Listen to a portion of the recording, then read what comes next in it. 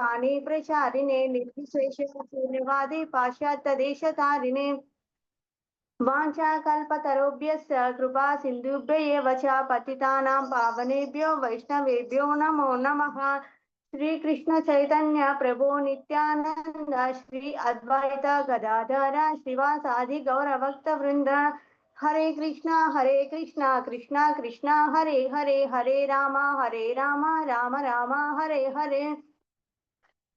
जय जय श्री चैतन्य जय नित्यानंद जय अद्वैत चंद्र जय गौर भक्त वृंद जय जय श्री चैतन्य जय नित्यानंद जय अद्वैत चंद्र जय गौर भक्त वृंद जय जय श्री चैतन्य जय नित्यानंद जय अद्वैत चंद्र जय गौर भक्त वृंद। ओम नमो भगवते वासुदेवाय। ओम नमो भगवते वासुदेवाय। ओम नमो भगवते वासुदेवाय। मूकं करोति वाचालं पंगुं लंघयति गिरिं यत्कृपातं तं वन्दे श्रीगुरुं दीनतारिणं परमानन्दमाधवं श्री चैतन्य ईश्वरम्। హరే కృష్ణ మాతాజీస్ అండ్ ప్రభుజీస్. ఈరోజు క్లాస్ ఏంటంటే దావాగ్ని ప్రశమానం. నిన్న మాతాజీ చెప్పారు కదా కాళీయుడు గురించి. ఇది కొద్ది కంటిన్యూషన్ ది చాప్టర్ లో వస్తుంది. ఏంటి అంటే పరీక్షిత్ మహారాజు సుఖదేవ్ గోస్వామిని అడుగుతున్నారు. ఏంటి అంటే పరీక్షిత్ మహారాజు కాళీయ మర్దన కథను వినిన మీదేట కాళీయుడు సుందరమైన తన స్థావరాన్ని ఎందుకు విడిచిపెట్టాను, గరుడునికి అతని పట్ల అంతటి ద్వేషం ఎందుకు అని సుఖదేవ్ గోస్వామిని అతన్ని ప్రశ్నించారు. పరీక్షిత్ మహారాజుని అడిగారనమాట సుఖదేవ్ గోస్వామి. అయితే సుఖదేవ్ గోస్వామి పరీక్షిత్ మహారాజుకి ఇట్లా తెలిపాను. సర్పములకు నివాసమైన నాగాలయము తన ఒక ద్వీపం కలదు. ఆ ద్వీపంలో గల ప్రధాన నాగములతో కాళీయుడు ఒకడు గరుడుడి పాములను తినుటకు అలవాటు పడినందున తన ఇష్టానుసారము పెక్కు సర్పములను చంపుతుండెను. అంటే గరుడు అక్కడికి వచ్చేసి అన్ని పాములని చంపుతుండెను. అందుకనేసి చంపుతుండెను. అతను వానితో కొన్నిటిని తినుచుండెను, కొన్నిటినేమో ఊరికి చంపుచుండెను. సర్ప సంగములు దీని వలన ఎంతగానో కలవరపడుతుండెను, అంటే చాలా బాధపడుతుండెను. వాని నాయకుడు వాసుకి తమకు రక్షణకు కల్పించమని బ్రహ్మదేవుని వేడుకొనేను. బ్రహ్మదేవుడికి వచ్చేసి వాసుకి అనేసి ఒకరు వచ్చేసి పాము రాజు ఉంటారు కదా, అతను వచ్చేసి అడిగారు బ్రహ్మదేవుణ్ణి. అయితే గరుడుని చేత సర్పజాతి కలవరపడకుండా బ్రహ్మదేవుడు ఒక ఏర్పాటు చేశాను. బ్రహ్మదేవుడు ఒక ఏర్పాటు చేశారు. ఏంటి అంటే ప్రతి అమావాస్యకు సర్పజాతి గరుడునికి ఒక సర్పమును నివేదించవలను. అంటే అమావాస్యకు ఒక సర్పమును ఇవ్వాలి అనేసి బ్రహ్మదేవుడు వాళ్ళకి చెప్తారు, వాళ్ళ రాజుకి. అయితే ఓకే అనేసి అంటారు. ఆ పాము ఒక చోట క్రింద బలి హారణముగా నివేదించవలెను. ఈ నివేదనలో గరుడు సంతృష్టుడై మరియు ఏ సర్పమును వధించకుండెను. అంటే ఒకటి తినేసి మళ్ళీ ఇంకా దేనిని చంపకుండా ఉండేవాడు గరుడ. అయితే కానీ క్రమంగా ఈ పరిస్థితిని కాళీయుడు తన స్వప్న ప్రయోజనం కొరకు ఉపయోగించుకోలేను. అంటే తన స్వార్థం కోసము తను ఉపయోగించుకున్నాడు. అయితే ఏంటి అంటే తాను కూడబెట్టిన విషం వలన, భౌతిక శక్తి వలనను కాళీయుడు గొప్ప గర్వంతో గరుడునికి ఎందుకు ఈ బలిని అర్పించవలను, గరుడికి ఎందుకు ఇవ్వాలి ప్రతి అమావాస్యకు ఒక సర్పంని అనేసి అతను తలచి బలి అర్పణమును మాని గరుడునికి ఉద్దేశించబడిన బలిని తానే భుజించసాగిన. అంటే గరుడికి ఎందుకు ఇవ్వాలి, నేనే తింటాను అనేసి కాళీయుడు తనే తినడం స్టార్ట్ చేశాడు.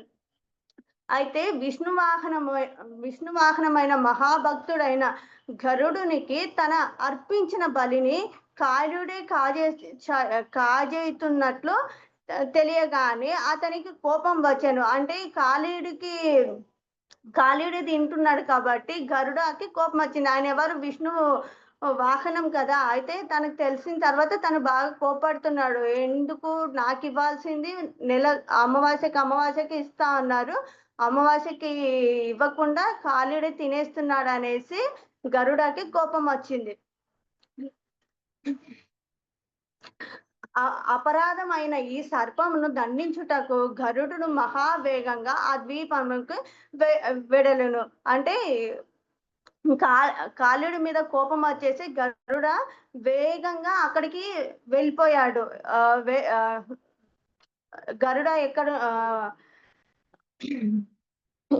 ఇదేంటి సర్పం ఎక్కడుంటుందో అక్కడికి గరుడ వేగంగా వెళ్ళాడు. ఏంటి అంటే పరీక్షిత్ మహారాజుని కాళీయ మర్దన కథ గురించి సుఖదేవ్ గోస్వామి అడిగిన ప్రశ్న సమాధానంగా సర్పములకు నివాసమైన నాగాలయం అనే ఒక దీపం గురించి, గరుడు పాములకు తినడం వల్ల కలిగే సమస్య గురించి మరియు బ్రహ్మదేవుడు చేసిన ఏర్పాటు గురించి వివరించాడు. ఏంటి అంటే ఈ ఏర్పాటు ప్రకారం ప్రతి అమావాస్య నాడు సర్పజాతికి గరుడునికి ఒక పాముని బలిగా సమర్పించాలి. దీంతో గరుడు సంతృప్తి చెంది ఇతర పాములను వధించకుండా ఉండడానికి. అయితే కాళీయుడు తన విషంతో కూడిన శక్తితో గర్వించి గరుడునికి సమర్పించాల్సిన బలిని తానే భుజించడం ప్రారంభించాడు. ఎందుకు? విష్ణువైన గరుడునికి ఈ విషయంతో అంటే తనకెందుకు ఇవ్వాలి అనేసి కాళీయుడు తనే తినడం స్టార్ట్ చేశాడు. అయితే విష్ణు వాహనమైన గరుడునికి ఈ విషయం తెలియగానే తనకి కోపం వచ్చేసింది. ఆ ద్వీపమునకు వెళ్ళి తనని ఎదిరించి కాళీయుడితో పోరాడాలి అనేసి గరుడ వెళ్తున్నాడు. దావాగ్ని అంటే ఏంటి అంటే అడవిలో చెట్లు ఉంటాయి కదా, అడవి చెట్లు రాపిడి తగులడం వల్ల వచ్చిన మంటని దావాగ్ని అనేసి అంటారనమాట. అయితే కాళీయుడు తన పెక్కు పడగలతోనూ విషపు కోరలతోనూ గరుడిని ఎదిరించి పోరాడడానికి ప్రయత్నించాను. కాళీయుడు గరుడ కాళీయుడి తోటి చంపడానికి అదే ఫైట్ చేయడానికి వచ్చినప్పుడు అయితే కాళీయుడు ఏం చేశాడు? గరుడాన్ని ఎదిరించి పోరాడడానికి ప్రయత్నించాడు. అయితే కాళీయుడు తన కోరలతో గరుడుని కాటు వేయడానికి కూడా ప్రయత్నించాడు. కాళీయుడికి ఉంటాయి కదా, కోరలు ఉంటాయి, పాముకి టీత్ ఉంటాయి కదా. అయితే ప్రయత్నించాను, కానీ తరుక్షుని పుత్రుడైన గరుడు మహా కోపంతో విష్ణు వాహనమగుట వలన కలిగిన మహాశక్తితోనూ తన విరాసమునకు బంగారు రెక్కలతోనూ క్రద్ద సుతుడగు కాళీయుని దండించగా కాళీయుడు వెంటనే గరుడుని చోరరాని యమున నదిలోని కాళీయ దహనము అను మడుగుకి పారిపోయి అక్కడ తలదాచుకున్నాడు.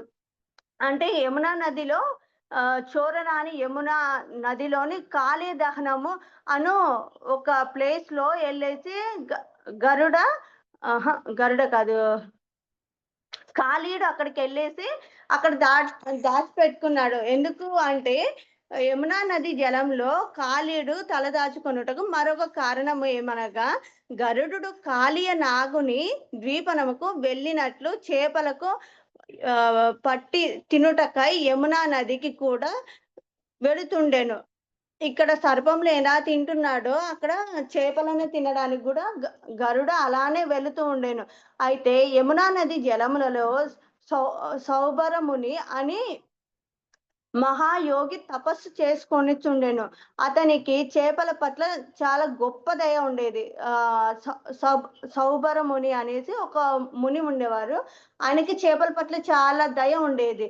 అయితే అతడు యమునకు వచ్చి చేపలను కలవరపరచొద్దనేసి గరుడకి ఆదేశించారు. అయితే విష్ణు వాహనమైనందున గరుడు ఎవ్వరి ఆజ్ఞకు తల వంచడి వాడై కానీ సౌబరముని మహాయోగి కనుక అతను ఆజ్ఞను జవదాటగలేకపోయాను. అంటే సౌబరముని చెప్పిన మాట విష్ణుమూర్తి వాహనమైన గరుడ మాట తప్పకుండా ఆయన ఏది చెప్పారో అది విన్నారు. అందుకనేసి గరు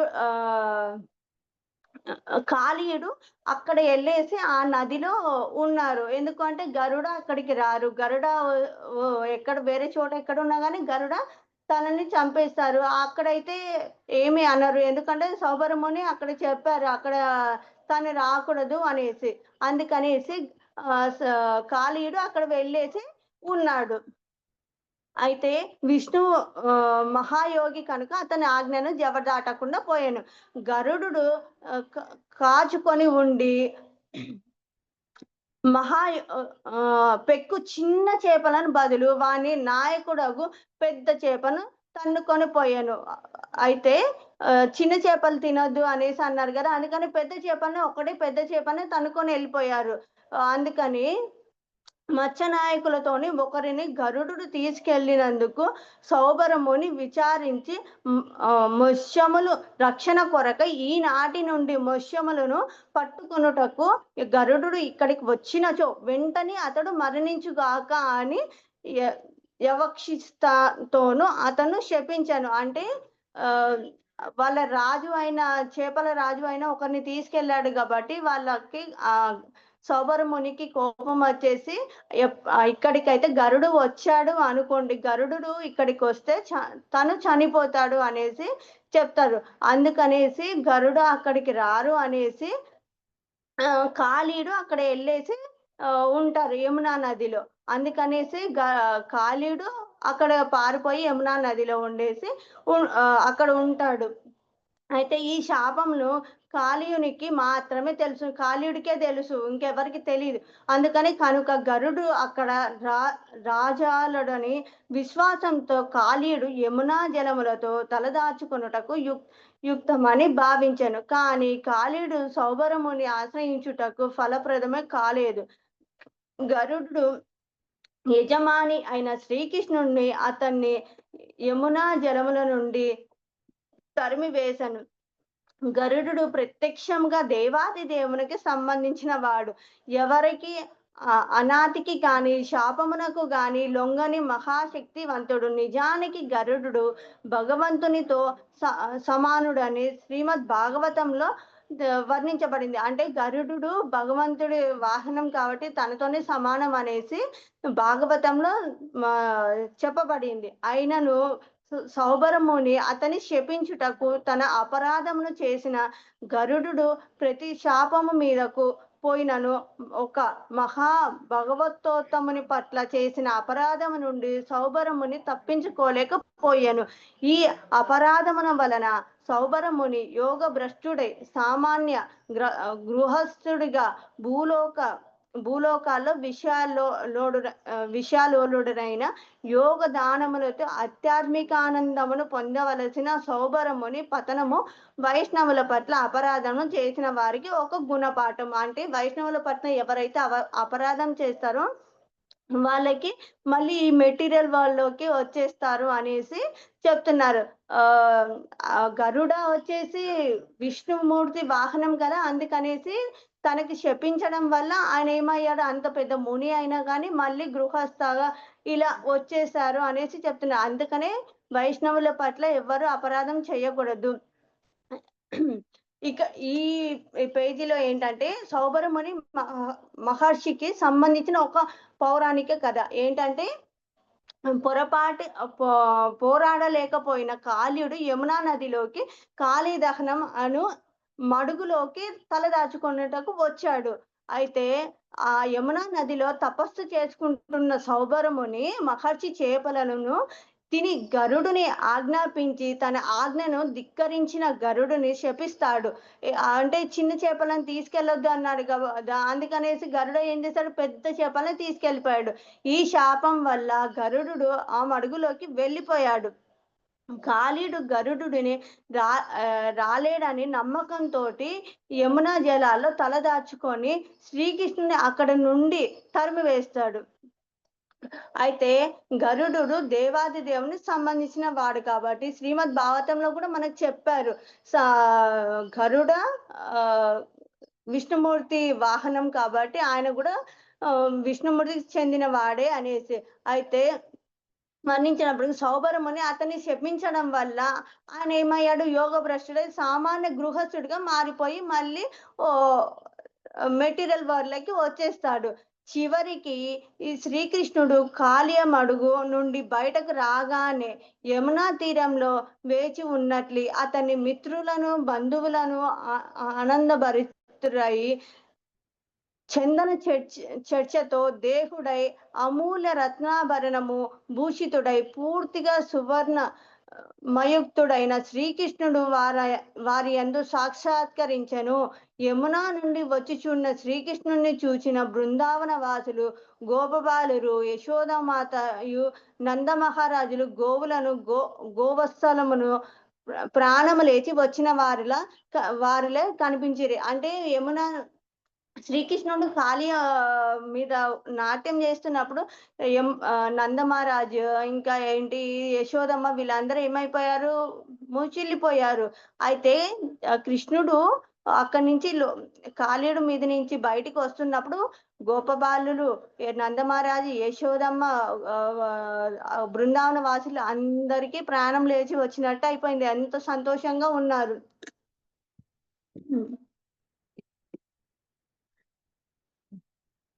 మరలా ప్రాణం వచ్చినట్లు వ్యక్తి ఆనందోత్సాహములతో మునిగిపోవుటకు సహజము. వారందరికీ ఒక్కసారిగా శ్రీకృష్ణుని గాఢలింగనము చేసుకొని ఊరుట పొందిరి. యశోదామాత, రోహిణి, నందమహారాజులు, గోపబాలురు శ్రీకృష్ణుణ్ణి ఆలింగనం చేసుకొని తమ జీవిత పరమ లక్షణమును సాధించితిమని సంబరపడిరి. యశోదామాత, బృందావన వాసులు, ఇంకా బలరాముడు, నందమహారాజు అందరూ కృష్ణుడిని కౌగిలించుకొని ఆనందపడ్డారు. ఎందుకంటే కృష్ణుడు సర్పం పైనుంచి బయటకు వచ్చారు, అతనికి ఏమైతుందో అనేసి అందరూ భయపడ్డారు. కానీ కృష్ణుడు క్షేమంగా బయటకు వచ్చినందుకు వాళ్ళందరూ సంతోషంతో కృష్ణుడిని ఆలింగనం చేసుకొని అందరూ ఆనందంగా ఉన్నారు. బలరాముడికి తెలుసు కృష్ణుడికి ఏమీ అవ్వదు అనేసి, కానీ వీళ్ళందరికి తెలియదు కదా బలరాముడికి తెలిసినట్లు. అందుకనేసి వాళ్ళందరికీ మామూలు బాలులాగే కనిపిస్తారు. కానీ బలరాముడికి దేవాది దేవుడు కృష్ణుడు అనేసి బలరాముడికి తెలుసు కాబట్టి బలరాముడు ఆనందంగా ఉంటాడు. బలరాముడు కూడా శ్రీకృష్ణుణ్ణి ఆలింగనం చేసుకొని ప్రతి ఒక్కరి ఆందోళనలో మునిగిపోయినను. శ్రీకృష్ణుని ఎట్టి ప్రమాదము సంభవించదని తెలుసును కనుక అతడు నవ్వుతూనే ఉండను. బలరాముడికి తెలుసు కాబట్టి బలరాముడు ఎక్కడ ఇబ్బంది పడకుండా తను బాగా నవ్వుతూనే ఉన్నారు. కానీ అందరికి తెలీదు కృష్ణుడు నార్మల్ కృష్ణుడు అనేసి మామూలు బాలుడు అనేసి అనుకుంటారు. కానీ బలరాముడికి ఒక్కరికే తెలుసు కాబట్టి ఆయన దేవాది దేవుడు అనేసి బలరాముడికి ఒక్కడికే తెలుసు. అందుకని ఆయన నవ్వుతూనే ఉన్నాడు. కాళీయుడి మీద నాట్యం చేస్తున్నా కానీ తనకి ఏమీ అవ్వదు అనేసి బలరాముడు నవ్వుతూనే ఉన్నాడు. శ్రీకృష్ణుడు ప్రకటమగుట చూచి యమునా నది తీరంలో గల వృక్షములు, ఎద్దులు, గోవులన్నీ ఆనందంతో నిండిపోయాను. అంటే బృందావనంలో వృక్షాలు, చెట్లు, ఎద్దులు, ఆవులు అన్ని ఆనందంతో ఉన్నాయి. ఏంటి అంటే కృష్ణుడు కాళీ మీద నుంచి బయటకు వచ్చేసాడు అనేసి చాలా ఆనందంగా ఉన్నాయి. బృందావనంలోని బ్రాహ్మణులు సతీ సమేతులై వచ్చి శ్రీకృష్ణుని మరి అతని తల్లిదండ్రులని అభినందించిరి. బృందావనంలో బ్రాహ్మణులు ఉంటారు కదా, వాళ్ళు ఫ్యామిలీస్ తోటి వచ్చేసి వాళ్ళు బాగా ఆనందంతో ఉన్నారు. ఏంటి అంటే కృష్ణుడు కాళీయుడి నుంచి తప్పించుకొని బయటికి వచ్చారు అనేసి. అతడు బ్రాహ్మణులను సంఘములతో ఆధ్యాత్మిక నాయకులుగా పరిగణించబడుతుంటారు. అంటే బ్రాహ్మణులో కూడా స్పెషల్ అంటే పెద్ద ఉంటారు కదా, అలా పెద్ద బ్రాహ్మణులు వచ్చేసి శ్రీకృష్ణుని అభినందించారు. శ్రీకృష్ణుని కాళీయ నుండి విడవనందుకు వారు శ్రీకృష్ణుని ఆశీర్వదించిరి. అంటే కాళీయుడి వల్ల కృష్ణుడికి ఏం అవ్వలేదు అనేసి కృష్ణుని ఆశీర్వదించారు. ఈ సందర్భంలో తమకు దానములు చెయ్యవలెనని వారు నంద మహారాజును కోరిరి. అంటే కృష్ణుడు క్షేమంగా బయటకొచ్చారనేసి మాకు దానం చెయ్యండి అనేసి నందమహారాజుని కోరారు. అయితే శ్రీకృష్ణుడు తిరిగి వచ్చినందుకు ఎంతగానో సంతోషించిన నందమహారాజు పెక్కు గోవులను అంటే కొన్ని కృష్ణుడు కాలేడు నుంచి బయటకొచ్చినందుకు నందమహారాజు ఎంతో ఆనందపడ్డాడు కాబట్టి కొన్ని గోవులను, అపారంగా బంగారమును బ్రాహ్మణులకు దానం చేశాను. నందమహారాజు దానం చేయటంలో నిమగ్నులై ఉండగా యశోదామాత శ్రీకృష్ణుడిని ఆలింగనం చేసుకొని తాను ఒడిలో కూర్చోబెట్టుకొని సంతతధారగా కన్నిటిని కార్చసాగాను. నంద మహారాజు బ్రాహ్మణులకి ఇస్తూ ఉండగా ఆయన ఇంకా దాంట్లో లీనమైపోయారు అందరికి ఇవ్వడంలో. అయితే ఆ టైంలో యశోదామాత కృష్ణుణ్ణి దగ్గరికి తీసుకొని కౌగిలించుకొని ఆమె కన్నీటి కళ్ళలో నీళ్లు కారిపోతూ ఉన్నాయి. సంతతధారగా కన్నీటి కార్చసాగాను. అంటే నీళ్లు కారిపోతూనే ఉన్నాయి కళ్ళల్లో. అప్పటికి చీకటి పడినందున బృందావన వాసులు అలిసిపోయినందుకు తమ గోవులతోనూ దూడలతోనూ నదీ తీరంననే విశ్రయించుటకు నిర్ణయించుకొనిరి.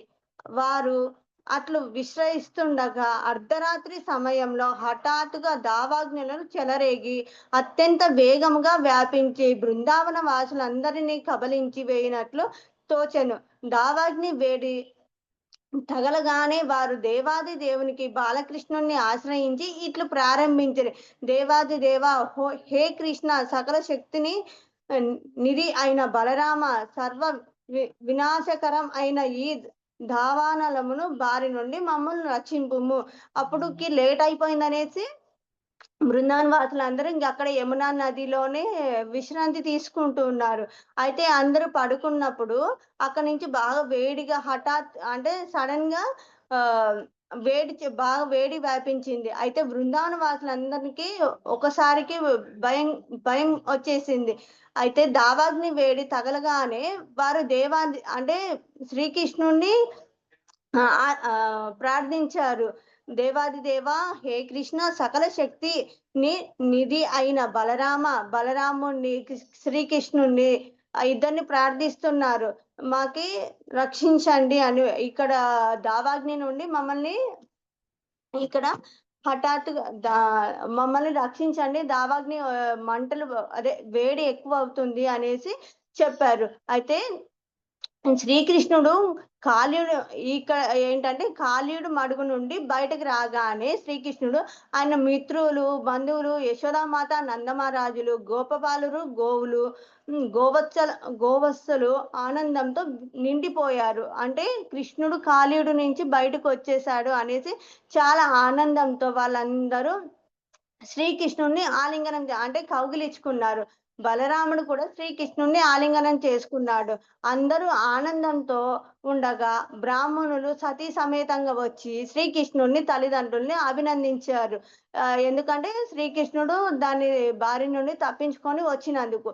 శ్రీకృష్ణుడు కాళీయుడి నుండి విడివడినందుకు బ్రాహ్మణులు దానాలు కోరిరి. అంటే కృష్ణుడు క్షేమంగా వచ్చారు కాబట్టి బ్రాహ్మణులకి దక్షిణగా కోరారు. అయితే నందమహారాజు వారికి గోవులను, బంగారంని దానంని చేశారు.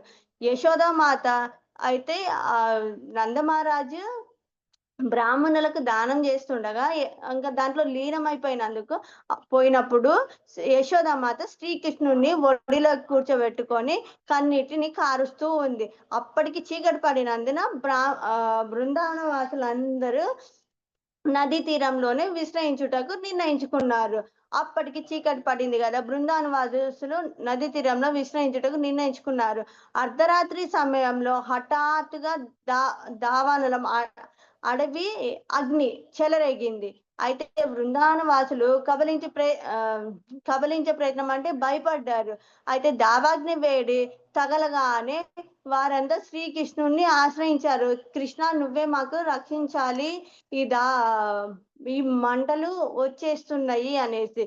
అయితే మాకు రక్షకులెవ్వరును లేరు, వినాశకరముగా ఈ దావాగ్ని మమ్మలను నందరిని కదిలింపుచున్నది. శ్రీకృష్ణుని పాదార విందములు తప్ప వారికి మరొక ఆశ్రయం లేదని వారిట్లో శ్రీకృష్ణుని ప్రార్థించరు. శ్రీకృష్ణుడు తన ఆశ్రయవాసుల పట్ల దయగలవాడు కనుక క్షణములో ఆ దావానలమును మిరింగి వారినందరినీ రక్షించి శ్రీకృష్ణుడు అనంతుడు కనుక ఇది ఆయనకు సాధ్యము. తన ఇచ్ఛానుసారం అయిన దేనినైనను చేయగల అపార శక్తి సంపన్నుడు. అంటే శ్రీకృష్ణుణ్ణి అందరూ అడిగారు కదా బృందావన వాసులు. అయితే శ్రీకృష్ణుడు ఆ దావాగ్ని అంత కదలిస్తున్నది కాబట్టి శ్రీకృష్ణుడు పాదార విందం తప్ప వాళ్ళకి ఎవరికి శరణు కోరడానికి శ్రీకృష్ణుని శరణు వేరారు. అయితే శ్రీకృష్ణుని శరణు వేడితే కృష్ణుడు కాపాడుతాడు కదా. అయితే ఆ అగ్నిని మొత్తం ఒక్కసారిగా కృష్ణుడు మింగేస్తాడు, గట్టి పీల్చేస్తాడు. అయితే అక్కడ మంటలన్నీ ఆగిపోయి వేడి మొత్తం ఆగిపోతుంది. తన ఇదేంటి భక్తులు తమ రక్షకులు ఎవరైనాను లేరని వినాశకరమైన దావాగ్నిని తమను కబలిస్తుందని భయపడి శ్రీకృష్ణుడు పాదార విందమును తప్ప తమకు మరొక ఆశ్రయము లేదని భావించి ఆయన్ను ప్రార్థించారు. శ్రీకృష్ణుడే దేవాది దేవుడు, ఆయన తప్ప ఇంకా ఎవరు లేరు కదా. అయితే శ్రీకృష్ణుడు తనను ఆశ్రయించిన వారి పట్ల దయగలవాడు కనుక క్షణంలోనే ఆ దావానలగ్నం మృంగి వారిని అందరినీ రక్షించాడు. శ్రీకృష్ణుడు అనంతుడు, అపారమైన శక్తి సంపన్నుడు, తన ఇచ్ఛానుసారం దేనినైనాను చేయగలడని ఈ చాప్టర్ లో చెప్తున్నారు. ఇది దేవాది దేవుడు శ్రీకృష్ణుడు నందలి 17వ అధ్యాయము దావాగ్ని ప్రశమనమునకు భక్తి వేదాంత స్వామి భగవత్ సారాంశము సమాప్తము. అయితే ఈ చాప్టర్ లో మనం నేర్చుకుంది ఏంటంటే పరీక్షిత్ మహారాజు సుఖదేవ్ గోస్వామిని కాళీయమర్దన కథను వివరిస్తున్నాడు. సర్పములకు నివాసమైన నాగాలయ ద్వీపంలో గరుడుని పాములను తినే అలవాటు అనేక సర్పములను చంపుతున్నాడు. దీంట్లో కలత చెందిన సర్పజాతి నాయకుడు మనకి వాసుకి బ్రహ్మదేవుని ఆశ్రయించి గరుడికి ప్రతి అమావాస్య నాడు ఒక సర్పంని ఇస్తాము, బలిగా ఇస్తాము అనేసి నివేదించాలి అని చెప్పారు. అయితే కాళీడు గర్వంతో, ఆయనకి గర్వం వచ్చేసి ఈ బలి గరుడకి ఎందుకు ఇవ్వాలి, ఆ బలిని నేనే తింటాను ఇది అని చేస్తాడు. అయితే అది చేసినందుకు గరుడకి బాగా కోపం వచ్చేసింది. అయితే కాళీని శిక్షించాలి అనేసి కోరుకుంటాడు. ఈ దీపానికి వెళ్తాడు.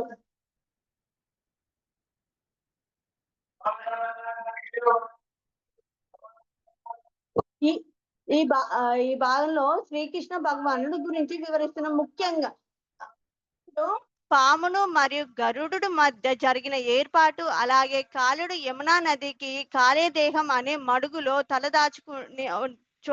తలదాచుకోవడానికి గల కారణము వివరిస్తుంది. సౌబరముని శాపం కారణంగా గరుడ అటువైపు వెళ్ళాడు, యమునా నది సైడ్ వెళ్ళాడు. గరుడ రాడు కదా అనేసి కాళీడు అక్కడికి వెళ్ళేసి తల దాచుకోవడానికి వెళ్ళిపోతాడు.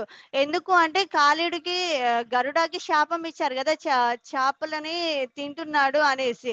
అయితే అట్లా చెయ్యొద్దు అనేసి చెప్పినందుకు పెద్ద చేపనే తీసుకెళ్ళాడు. అయితే పెద్ద చేపని తీసుకెళ్ళినందుకు గరుడకి సౌబరమునికి కోపం వచ్చింది, అందుకనేసి క్షపించాడు.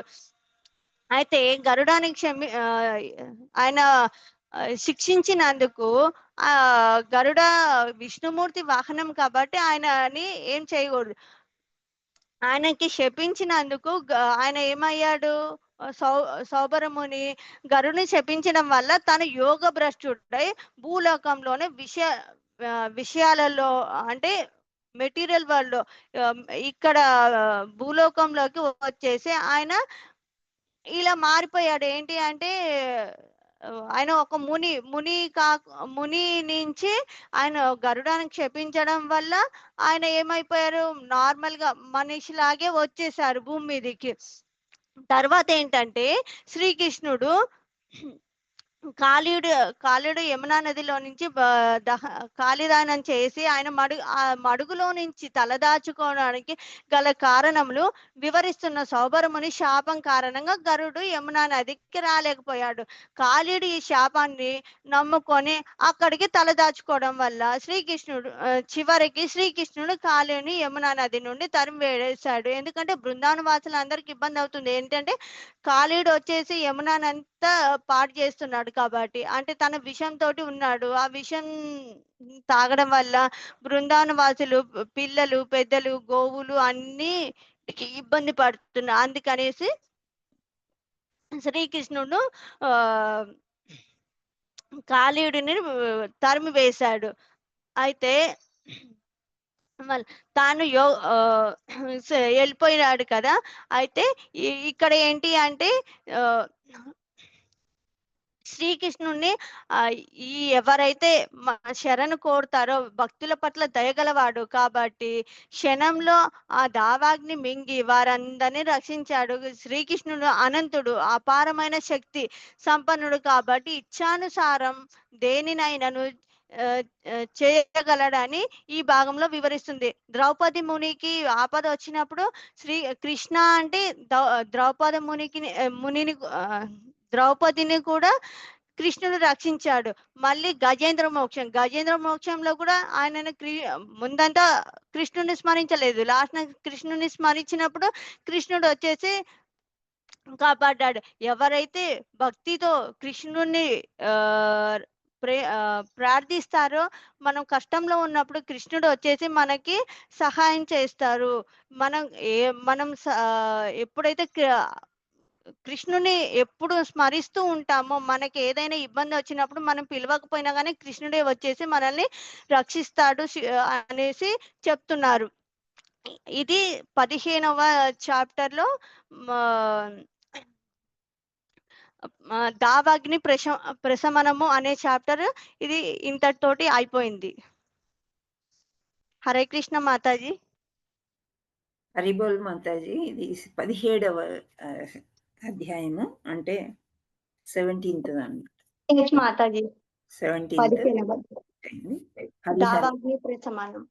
ఎస్, బాగానే చెప్పారు. Thank you Mataji. దావాగ్ని అంటే ఆ అడవిలో చెట్లు అన్ని ఒకదానికొకటి రాసుకొని అగ్ని చెలరేగడం అని మాతాజీ. అవును, చెలరేగి ఆ వేడి వీళ్ళు తట్టుకోలేక కృష్ణుని ప్రార్థిస్తారు. అప్పుడు కృష్ణుడు వచ్చేసి ఆ అగ్నిని పీల్చేసి అందరినీ ఇబ్బంది లేకుండా చేస్తారు మాతాజీ. ఎస్, అంటే ఈ స్టోరీలో మనకేం తెలిసింది? కాళీయ మర్దనం, కాళీని తరిమేశాడు, అందరినీ రక్షించాడు. తర్వాత దేవాగ్ని నుండి కూడా అందరినీ కాపాడాడు. సో మధ్యలో ఈ గరుడు ఎందుకు వచ్చింది అంటే అపరాధాలు ఏవి చేయకూడదు అని చెప్పడానికి. అవునా? ఎస్ మాతాజీ. గరుడు అంటే ఇంకా విష్ణుమూర్తికి సంబంధించిన కూడా విష్ణుమూర్తియే కాబట్టి ఎవరిని ఏమి చేసినా గాని అపరాధం చేసిన వాళ్ళం అవుతాము. అంత మంచి ఋషి కూడా గృహస్థకు అయిపోతాడు అనమాట. అంటే మళ్ళీ కూడా ఇక్కడికి మనం ఏమంటాం, భౌతిక లోకానికి వచ్చి గృహస్థలాగా మళ్ళీ జన్మ మృత్యు జరా వ్యాధికి గురి అవుతాడనమాట ఆ చిన్న అపరాధం చేసినందుకు. హరే కృష్ణ. అది మీరు చెప్పింది నాకు అర్థమైంది. సో బాగా చెప్పారు. Thank you. Hare Krishna Mataji. Thank you Mataji. So మిగతా వాళ్ళు కూడా ఏమైనా కమెంట్స్ లేదా ఏమైనా ప్రశ్నలు ఉంటే అడుగు.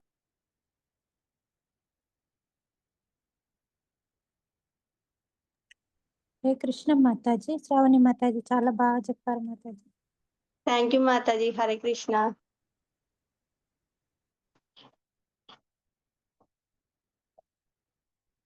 హరే కృష్ణ మాతాజీ. దండవత్ ప్రణామ్. హరే కృష్ణ మాతాజీ. ధన్యవాద్ ప్రణామ్ మాతాజీ. చాలా బాగా చెప్పారు. హరే కృష్ణ మాతాజీ. ధన్యవాద్ ప్రణామ్. Hare Krishna Mataji. Last conclusion highlight అయిపోయింది మాతాజీ. కంక్లూజన్ చాలా బాగుంది. భగవంతుని భక్తితో పూజిస్తే ఆరాధిస్తే ఏ సమయంలోనైనా మనకు ఆపదలను కాపాడతాడు అనేది హైలైట్ అయిపోయింది మాతాజీ. Thank you Mataji. హరే కృష్ణ. హరి బోల్, హరి బోల్. హరే కృష్ణ మాతాజీ. ఇంత హరే ముందు కృష్ణ కంటే మాతాజీ. చాలా బాగా చెప్పారు మాతాజీ. అంటే ఇంప్రూవ్ అప్పుడు అయ్యారు. ఫస్ట్ మాతాజీ కొద్దిగా అంటే చెప్తూ ఉంటే బాగా కొద్దిగా భయం అర్థమైనట్టు కలుగుతుంది చెప్తున్నారు. మాతాజీ. అలా రావడం, ముందుకు థ్యాంక్ యూ రావడం చాలా Mataji. Great. Thank you Mataji. అంత పరిపూర్ణ పద్మావతి మాతాజీ. అదే. అంటే మాతాజీకి మాతాజీ మొత్తం క్రెడిట్ అంతా, ఎందుకంటే మాతాజీనే ఛాన్స్ ఇచ్చినందుకు మాతాజీకి థ్యాంక్స్ మాతాజీ. తీసుకొస్తున్నాను అందరినీ. ఓకే, చాలా బాగా చెప్పారు. Thank you Mataji. ధన్యవాద కృష్ణ ప్రణామం. పరమాత్మ తీసుకొస్తారమ్మా ఛాన్స్లు ఇవ్వమని.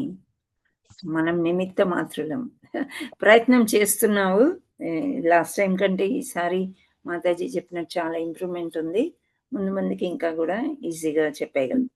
ముందు కొద్దిగా టెన్షన్ ఉండేది మాతాజీ, కొద్దిగా చెప్తూ ఉండేప్పటికి కొద్దిగా ఇంత ముందు కంటే భయం కొద్దిగా బెటర్ అనిపించింది మాతాజీ. బెటర్ ఉంటుంది. అందులో ఎక్కువ ఎవరు వీడియోలు ఆన్ చేసుకోవట్లేదు. వీడియో ఆన్ చేసుకుంటే కొంచెం రెసిప్రొకేషన్ అనేది బాగుంటది. కొంచెం ట్రై చేయండి వీడియోలు ఆన్ చేసుకోవడానికి. Hare Krishna. So okay. Finally it was good. Hare Krishna. Thank you Mataji. సో ఇప్పుడు ప్రేయర్స్ చేయగలవా? Ending yes Mataji. Yes Mataji. Hare Krishna చేస్తాను.